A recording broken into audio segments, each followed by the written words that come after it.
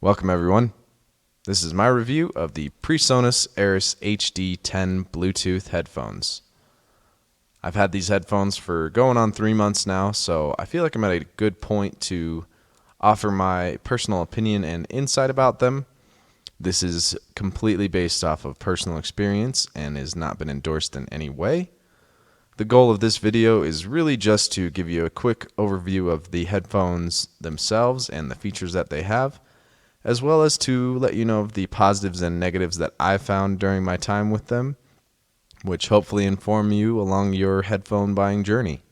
If this video is helpful to you in any way, please don't hesitate to hit the like button and to subscribe. I'm a brand new channel, so anything helps, and I would love to keep bringing you new content. So let's get started. I'm assuming that you've heard of Presonus before, given that you found my video, but if not, that is totally understandable. They are a smaller audio company, which from what I can tell, they tend to stay in the studio realm of things. I've worked as a musician in the past, so that's how I came across their products initially. I've used their studio monitoring speakers before. I've used their recording software before, both of which I thought were really great, and especially for the value, they're hard to beat. So when I found myself in the market for a new set of headphones, I was really excited to find these. I had not seen any advertisements for them. I really didn't know they existed. I more or less only found them because I was looking through the Presonus website at some of their software and came across them. Now, of course, there are a lot of different varieties of headphone types out there that you could be looking for, but for the sake of this video, I'm going to assume that you're looking for a closed, over-the-ear headphone with Bluetooth capability.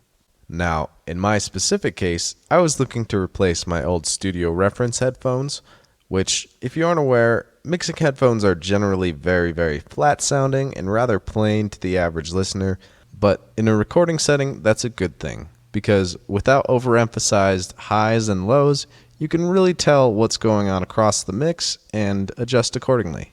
That being said, I knew that certain closed over-the-ear headphones that are tuned more dynamically can make for a really amazing immersive music listening experience.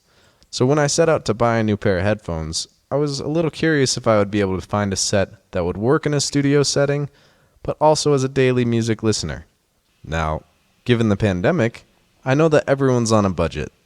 I certainly am, and that was a major consideration I took in mind when I was looking for a new set of headphones. I wanted to find something that would hopefully fit what I was looking for, but would also be a good value.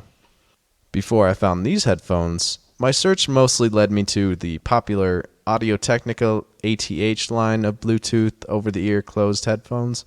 The M40X and the M50X, to be specific, were the ones that most aligned with what I was looking for. The M40Xs are very flat, like I had mentioned, for studio recording, and the M50Xs are tuned a little bit more dynamically, but you can still use in a studio set. Both of these headphones are consistently well reviewed, and having owned a set of Audio-Technica studio headphones in the past, I felt rather comfortable if, say, I were to purchase the M50Xs. If either of these headphones interest you after watching this video, I really doubt that they would disappoint you either. But the main difference is price. Now, the ATH line, they really aren't very expensive for what you can spend on a headphone, but compared to the HD10BTs, they generally run about $50 to $100 more depending on the website you purchase them from. Alright, so with that out of the way, let's get into the product itself. Now, unfortunately, I no longer have the box. I'm not the type to hold on to those, so sorry to all you unboxing fans out there, but I can assure you all the cool stuff was on the inside. Starting with this nice leather, fake leather, I'm not sure, hard case that it comes with, which is inscribed with Presonus on the front, zips up and holds everything in there nice and neatly, and it's got this felt lining to it, which I think ups the quality factor of it. Pretty nice start there. Let me run through the manual while we're here, just real quick. So it's really simple. It's got basically 3 buttons on the right headphone, and we've got the volume up, volume down, and in the center we've got the power and pairing button.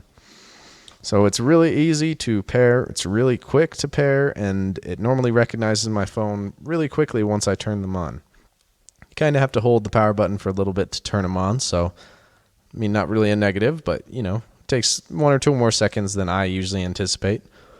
Another quirky thing here is that the volume up button also serves as the previous track button. Now, normally you would think the up would be the next track, but you get used to it. It's a little quirky though. So the inverse of that is the volume down button. If you press and hold that, that brings you to the next track. And you can pause your music by simply tapping the power button while you're listening.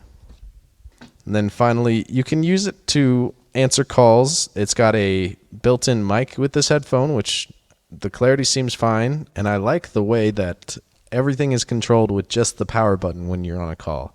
You can answer the call with just 1 tap. You can reject a call by holding it for 1 second. And you can redial the last number by tapping the power button twice. Located on the left ear of the headphones on the bottom, there is the active noise cancellation switch, which slides up gently and has a nice green light to illuminate to let you know whether it's on or off, which is helpful because if you leave the active noise canceling on while you're not listening to the headphones, the battery will continue to drain, and the next time you go to listen to anything, they will be dead. While I'm on the subject of the battery, it's not exactly a bright spot for these headphones. According to Presonus, the battery will last for 16 hours fully charged with the active noise canceling off and 8 hours with the noise canceling on. But some users might only listen to these headphones with the noise canceling on, and 8 hours of battery life is not exactly top of the line. For the last 2 pages of this manual, we just have the charging and powering down page, which lets you know to use the included USB cable and the USB port located next to the noise canceling switch. When charging, the noise canceling switch LED will turn on. To power the headphones off, simply hold the power button until the headphones turn off. And then for the last page, we just have the wired use information, which lets you know that these headphones can be used with a wired connection bypassing Bluetooth. Okay, so for the other contents that are included, we have, of course, the USB charging cable. Unfortunately, they don't include a wall adapter. I'm a little disappointed in this, but a lot of products nowadays don't include wall adapters, and you can also use a computer to plug into if you don't have an extra wall adapter lying around. So again, not ideal, but not exactly a negative when comparing to other products in the tech world. Also included there is the 1/8" Trs Audio Cable, which can be used to plug directly into whatever audio source you're using and bypass Bluetooth. Doing this not only saves on battery, but as you audiophiles out there may know, a wired connection is always considered higher quality than a Bluetooth or wireless one. In my opinion, this is a major positive for these headphones. It's also nice that they include a 1/4" TRS adapter in case I want to plug into recording or mixing equipment. Alright, so now for the headphones themselves. So I'll just give you a quick overview of the looks. So here we got the left headphone, got the nice Presonus logo there. And then up the headband got HD10BT there, and the Presonus logo stamped on the top of the headband. Down here we have the right earphone where we have the buttons to control the headphones. They don't stick. They feel all right. They click when you hit them, so you know that you're hitting them, and they could be a little heavier, I guess. The plastic feels decent. The little chrome inlays around it, they really look good. So on the right earphone, you see you have the wired connection if you desire. On the left, you have the charging port and the active noise canceling switch. These headphones adjust really nicely as well. The headphones pull out and push back in on each side of the headband. They have little notches in there so it sticks where you want it to, which I really like. And the headphones also swivel back and forth, which really helps fit them exactly how you want them to.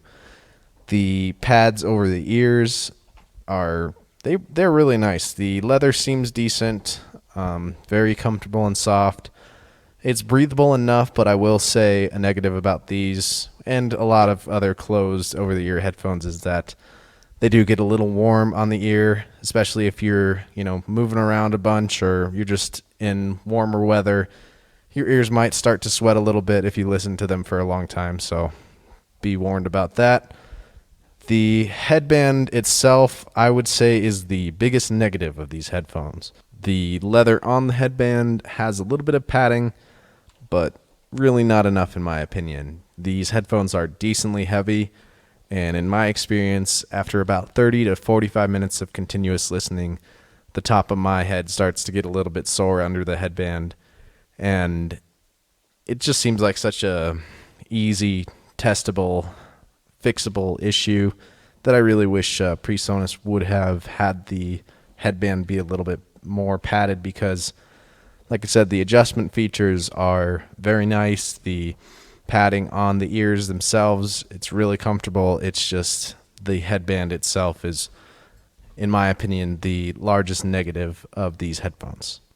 Okay, so that brings us to how they sound. Of course, that's the most important thing about any set of headphones, and in my opinion, the HD10BTs really deliver.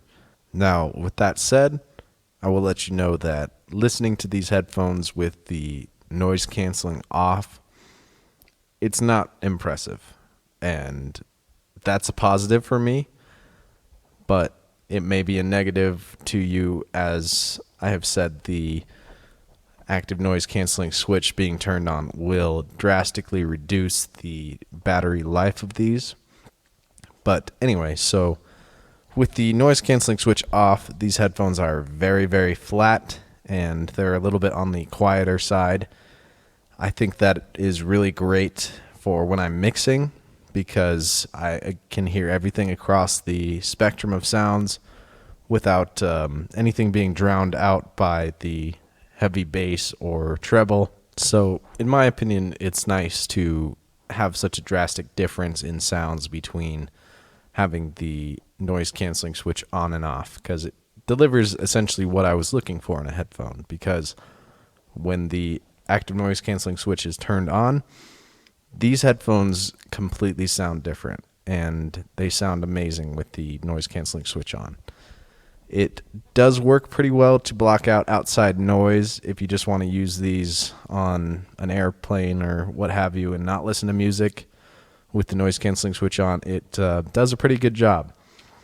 But you will notice first off, when you're listening to music with the noise canceling switch on, that the bass is heavier, the sound is much more rich, and overall the headphones are much louder. So ultimately, I'm really happy with these headphones for that reason of them having essentially, in my mind, a dual function, because with the noise canceling off, they work great in a recording studio type setting, and with the noise canceling switch on, they are just really incredible to listen to music to. In my opinion, the average listener is going to compare between the two and will make the conscious decision to only listen to these headphones with the noise canceling switch on. The sound difference is that drastic. So I'll just talk a little bit more in depth about the sound of these headphones from the perspective of having the noise canceling switch turned on. So, like I said, the bass is heavier with the noise canceling switch on. In my opinion, I love bass, so I wouldn't say that's too much, but it can get a little bit thumpy depending on how loud you're listening to your music and what genre of music you're listening to. And overall, your music is going to have more low end than you're probably used to with these headphones, but it's not muddy.